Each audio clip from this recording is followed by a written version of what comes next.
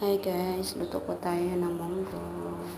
Hindi ko po siya nabidyohan lahat kasi nagmamadali ako kanina, nakalimutan ko.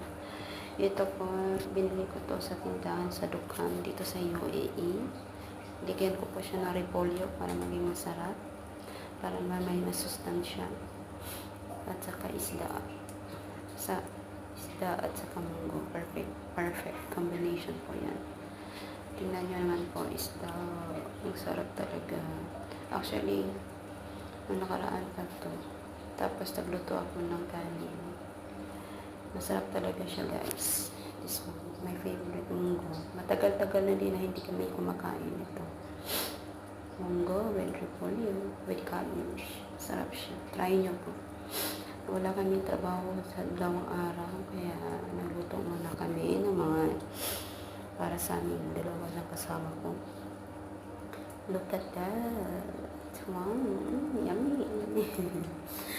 Kuha na po kayo ng plato at saka kain na po tayong lahat. Yeah, tingnan nyo, masarap yan. Ubos na nga.